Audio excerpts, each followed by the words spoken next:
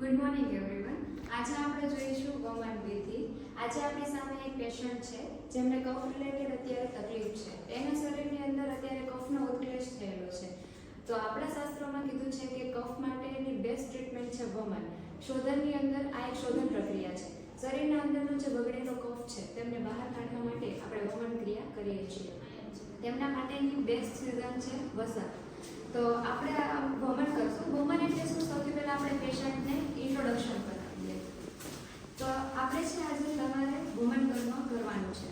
વમન કર્મની અંદર તમારે જે બગડેલો કફ છે તમારી અંદરનો એને આપણે ઉલટી દ્વારા બહાર કાઢવાનું છે.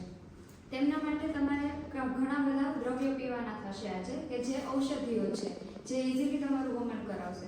સૌથી પહેલા તમારે દૂધ પીવાનું થશે કે જે આખંડ પાન આપણે કહીએ કે ગળા સુધી તમારે આવી છે એટલું દૂધ પીવાનું છે કે જે તમારા કફને વધારશે. જે તમે કાલે પહેલા કફ વધે એવું વસ્તુઓ ખાધેલી હતી જેમ કે આઈસ્ક્રીમ ખાધી હશે કે શ્રીખંડ ખાધું હતું કે એ બધું ખાધું છે એટલે એ કફનો વધારે તમારે ઓલરેડી વધારો થયેલો જ છે.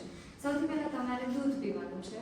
એના પછી તમારે એક વમન થાય ઉલટી થાય એના માટેની દવા પીવાની છે કે જેની અંદર મદનફળ હશે, મધ હશે અને સહેંદું મીઠું આપેલું છે. એ તમારે બધું મિક્સ કરી અને એ ચાટી જવાનું છે.